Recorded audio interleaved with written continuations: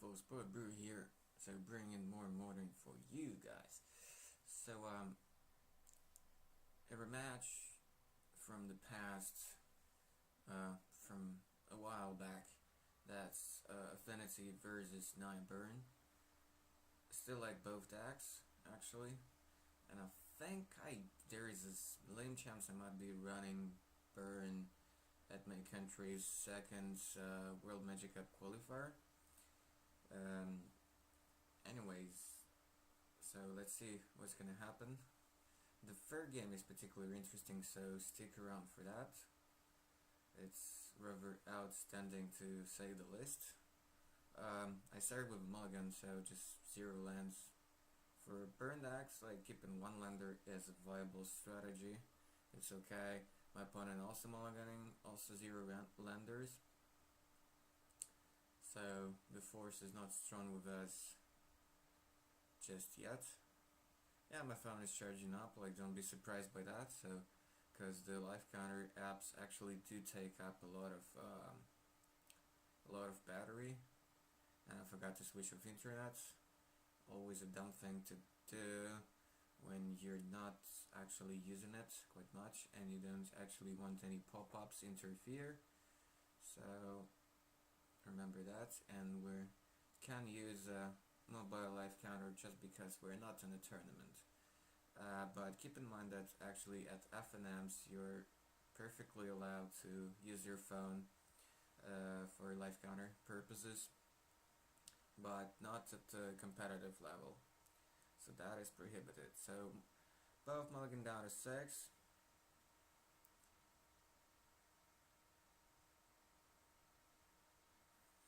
Hoping for capable hands.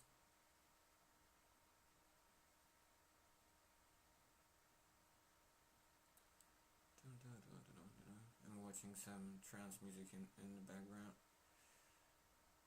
because I'm commentating post factum as I normally do. So something wrong, taken 2, Swift Spear, attack for 1. He took 2 more from casting the Vault Scourge off of Inkmoth Nexus. So I'm facing actually quite tough choices. So when you think of Burn as a dull deck and boring deck and not really skill intensive or whatever, every point counts. Every extra pain from the Shockland counts, so that you don't actually die, and then you have to figure out the math to maximize all the damage. And because he had a slow start, my turn to Eidolon was just a must see. So I just had to cast it, because my creatures are bad, okay, like, if he hits plating, maybe, like, he could potentially get back into the game. So, took 2 from casting the Signal Pest, and got 1 life back after attacking with the Scourge. But, he's on a 1 lander with a particularly slow hand. Well, we both mulliganed out a 6. I was starting, so things are looking great for me. Took 2 more from a Stomping Ground, second Swift Spear, bashing in with the team. He doesn't block, he wants extra damage, and I get to deal a shitload of damage here with the Atargus commands, so free to face and pumping my team, and Prolis triggers, so he actually takes a crazy amount of damage here.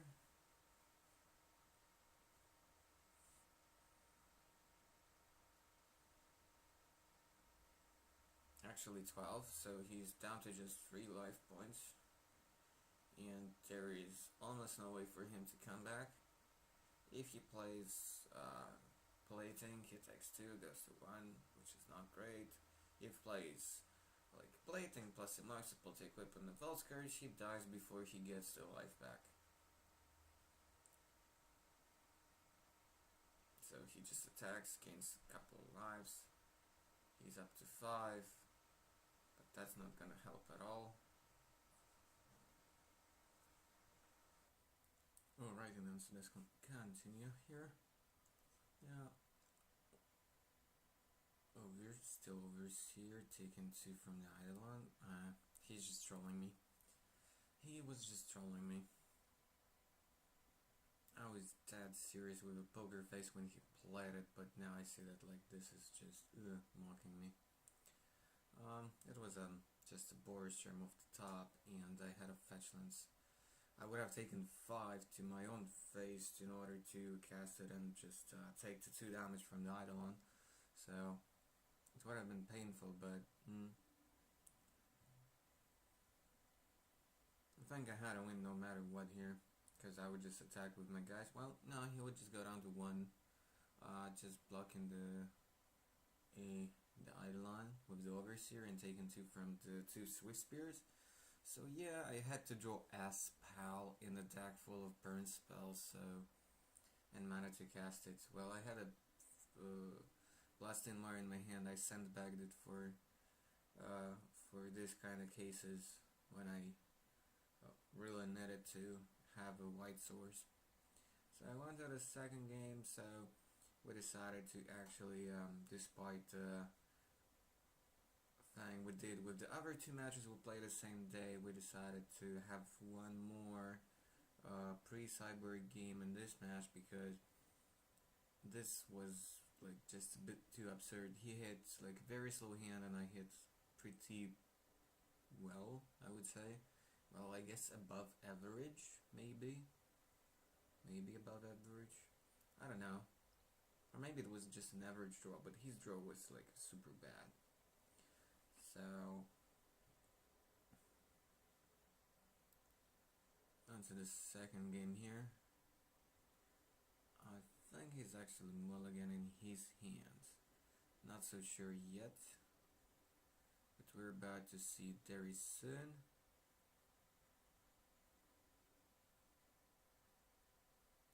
Because when I post-factum commentate on the recordings, I actually have to see like as much of the screen as you guys, and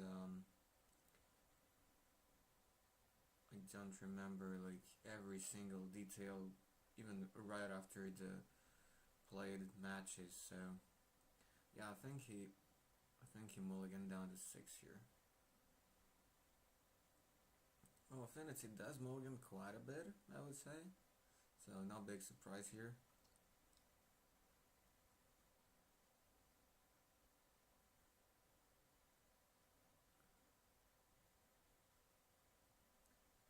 Of Nexus into Ornithopter into Signal Past, or no, he changed his mind. Yeah, obviously better to go drum and then past.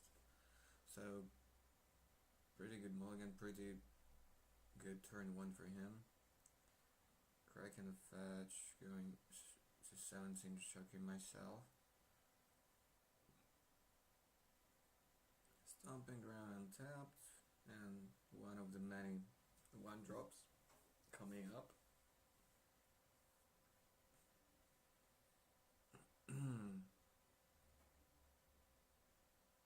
So yeah, Goblin Guide, smashing face. Not a lens. Otherwise he would have drawn it.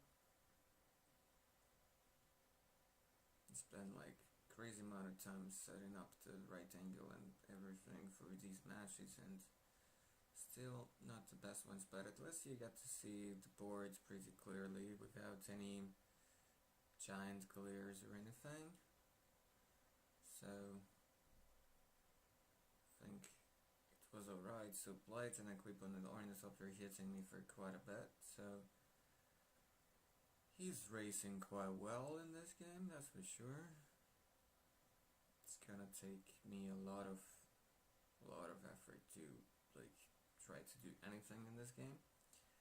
And I remind you, this is before sideboarding, even though it's second game, so I don't have a lot of like awesome cards against him, like the Sword Artifact, take damage to face. So Goblin got into Swift Spear trying to raise him, because like I think he can't really kill me next turn, so not a land.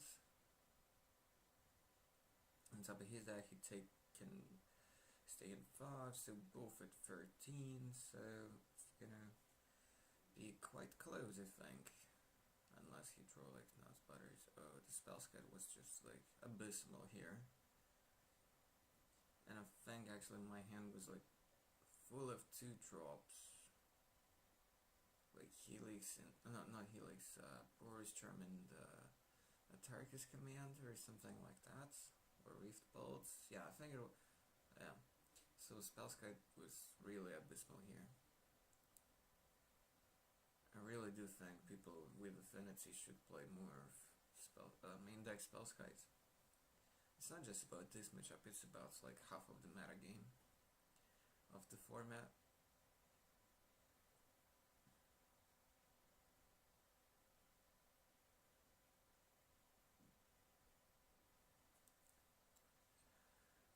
Alright.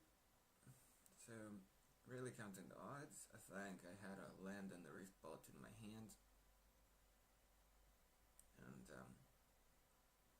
I think Command and Boris Charm. So the third land being a fetch land, so I could have actually got the white mana to cast it, but still, like, the Spellskite just made all the math terrible. Either way I look at it.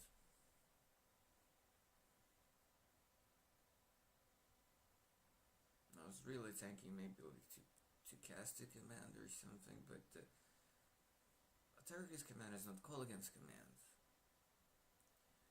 which is one of the things that's some kind of black, red, axe, whatever, slide, burn deck could be viable just for situations like this. On the other hand, you can't really bring anything spectacular with it, so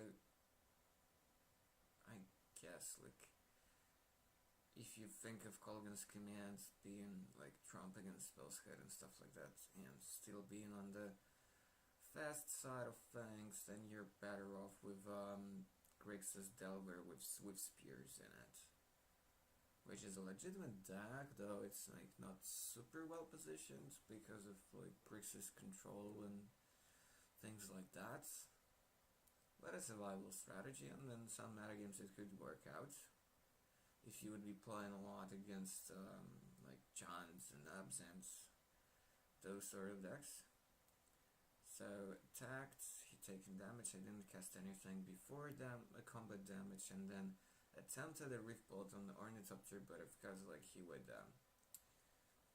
redirect it to Spellskite, and then I would just die next turn. I remind him quite a lot here that what's the correct line here. Like, and he more or less realizes it quickly enough that yeah, like the correct way is just use the drum in the Spellskite and take blue mana off that and not take a hit to face. I mean, lose to life from that ability. And yeah, just next turn animates one of the Nax high and just kills me with the Ornithopter. No, he doesn't even have to cast anything. Just attack and animate one of the lands or whatever. Yeah, I show him hand. Oh yeah, it wasn't a fetch land, it was just a shock land, but yeah.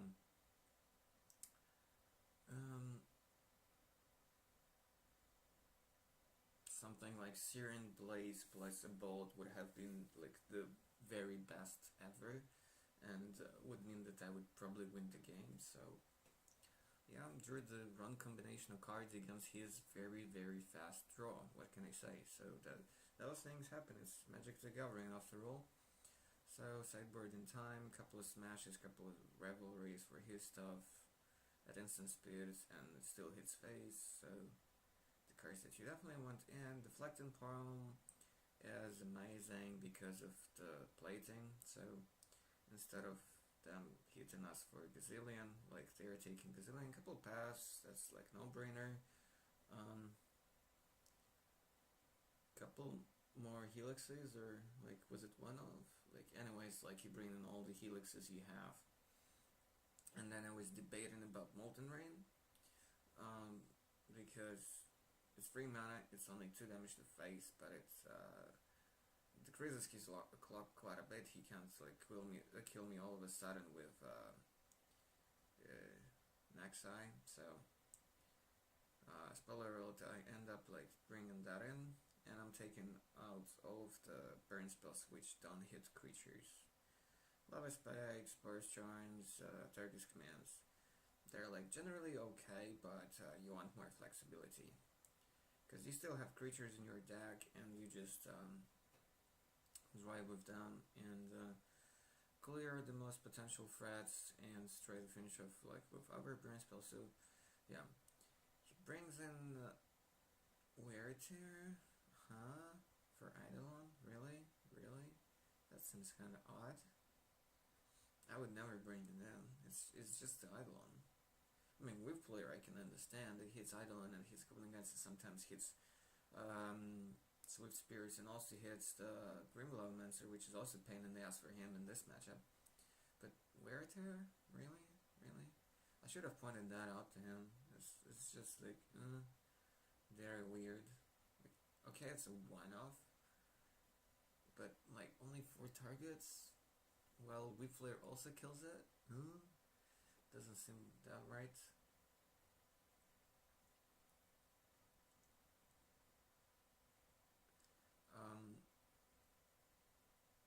In the build, which I might be running at the WMCQ, I might like put into the Cyber the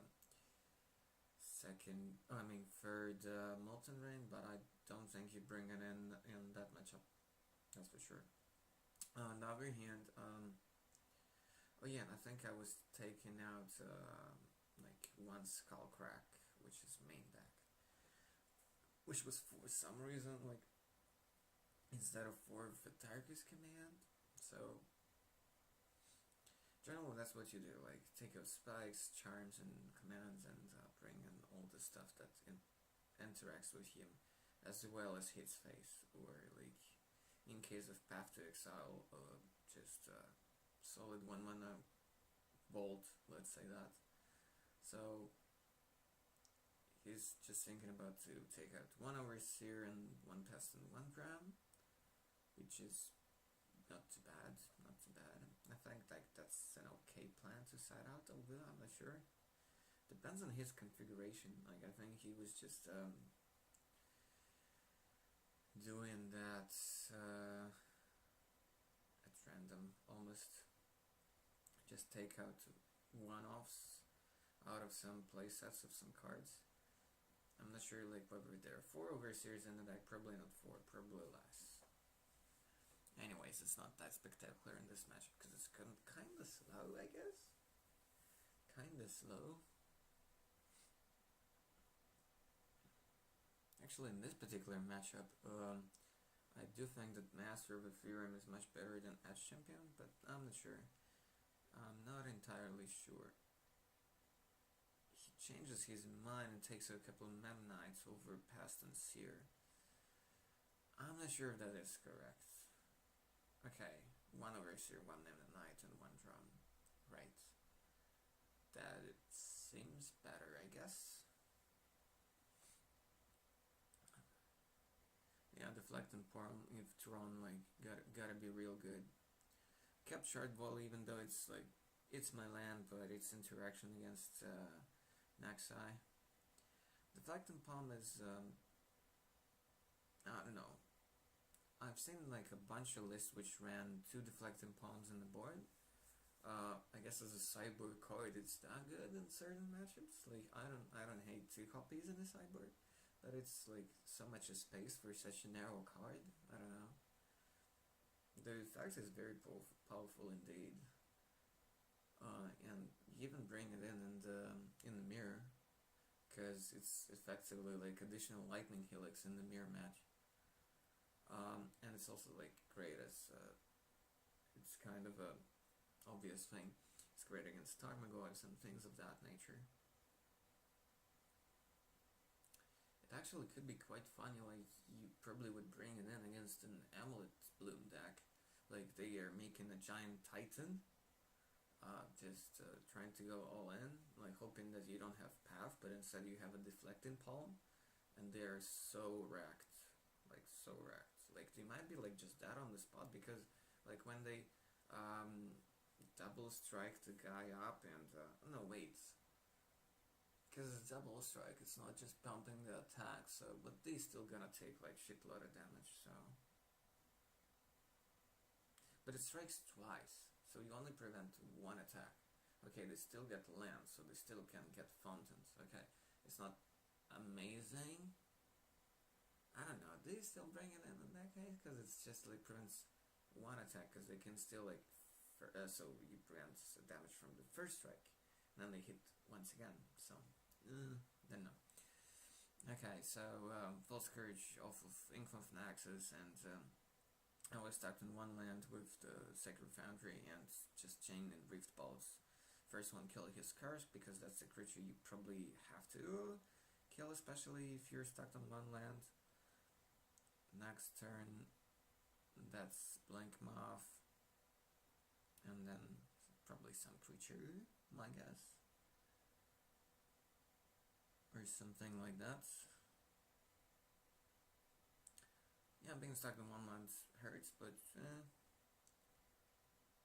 it's better than no lands. At least I had spells that I could cast.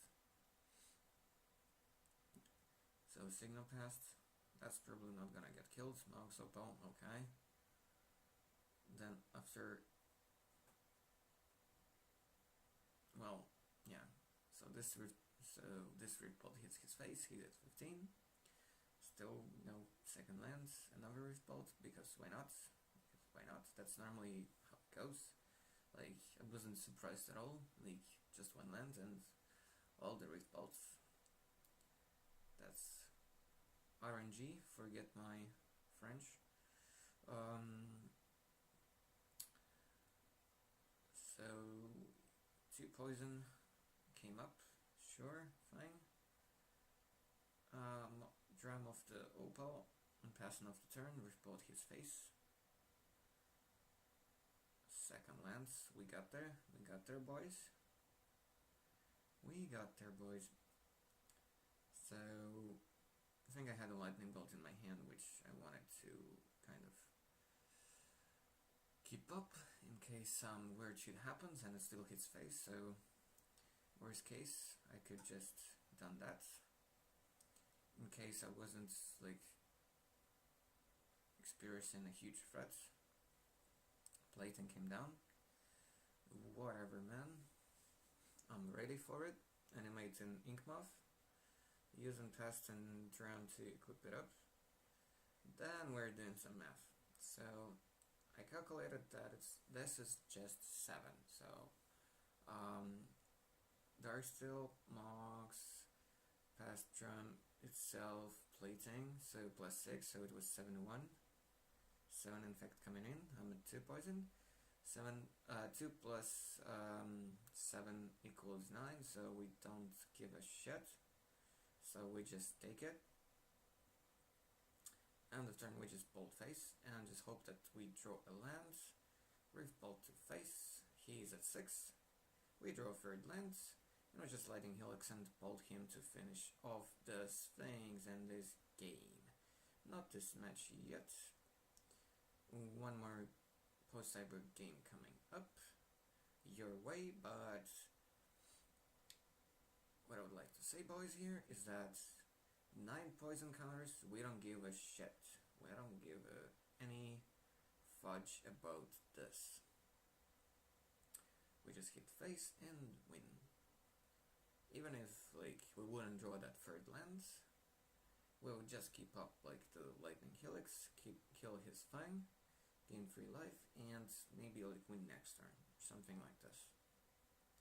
Because that gives him a potential window to draw like Spell's Kite, or like enough mana to equip Plating at instant speeds to something else, but that's mental magic.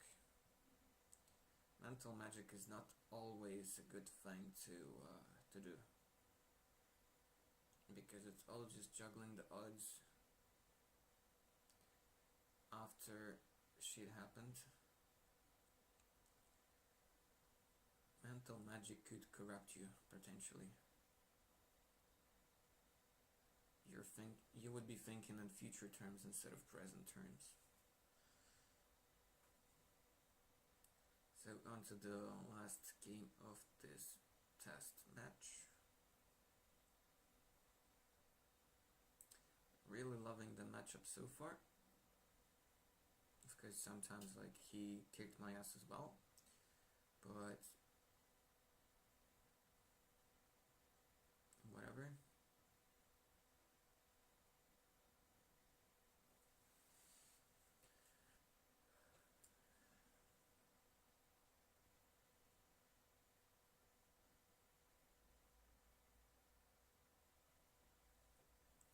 So he mulled that hand. No color starts to matter, and the hand's a bit slow, but I'm not sure. Probably he had to do that because with Affinity, if you aggressively mulligan, your hands could improve from like okay-ish to like, oh shit, this is awesome. So I guess it's worth the risk. Like when you're thinking to mulligan not to 5, then it's like especially in sideboard games. But in game 1s, like they don't not supposed to have like a ton of hate, and then you're improving your win chances by a huge mile. It's down to 6 on the play. I did bring like shitload of cards out to my sideboard for Affinity, so Inkma for any subject past the turn.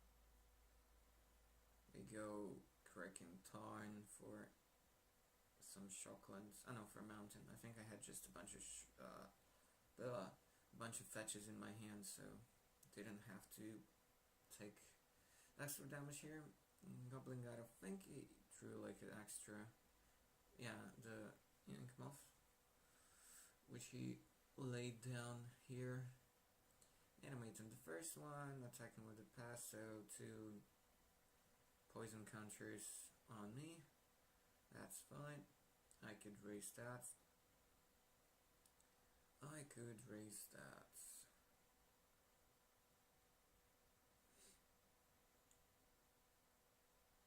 Goblin Guide most likely will connect. So he's at 16. Second land and passing. I think my hand was a bunch of, at least it contained the Searing Blaze and the Searing Blood. So, felt pretty good. Removal switch also hits faces, always awesome.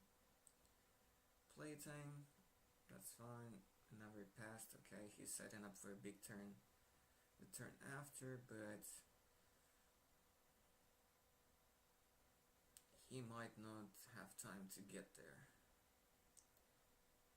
Cracking for another mountain. I didn't draw any like white or green cards yet, so no reason to grab shocks yet. And I had at least one more fetch in my hand, so I was safe. Searing Blaze onto the past. It doesn't exactly matter a whole lot what to cast here between Blaze and the Blood, because I have Spirit Lands and stuff like this, and even with Ornithopter in play, it doesn't matter. Okay, no reason for him to block just yet. So he's down to 11. Take an extra 2 from the Foundry.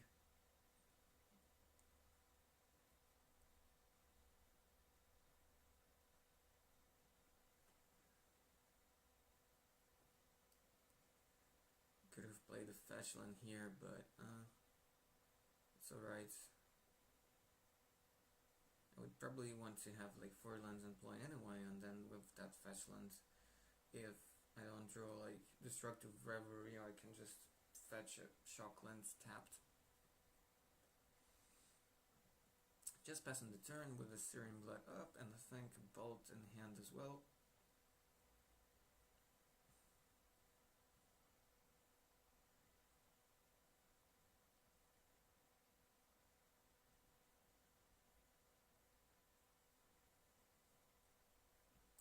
this kind of situation, Edge Champion would probably be way better than Master. Because there's a chance that I would draw like Revelry or or the Smashes Mirrorings. And then with plating he could raise quite well. Stuff like that. Yeah, Spellskite would be also like amazing here. I'm not sure if the deck wants the third Spellskite in the sideboard. It's kind of like few too many, but with Playthings in the deck, Spellskite is not a that card at all at almost any point. Because with Signal Pass Ravager and Overuse here, it's always fine. So maybe the deck wants a third one in the sideboard actually. So Searing Blood on the Naxus. Taking one from the Randy top damage is down to 15, but he's at 8. And with pretty much no blockers up. Well, now he has a blocker. But bolting his face end of turn, he's down to 5. He probably has to jump here, because otherwise it's too big of a risk to just die. Searing Blaze on the Signal Pass kind of takes away this option away from him as well, so this is lethal. Alright, thank you guys, don't forget to subscribe, leave any feedback in the comments below about any misplays, or just, yeah, whatever your thoughts are, as long as they're not rude. Okay, until the next sale, bye.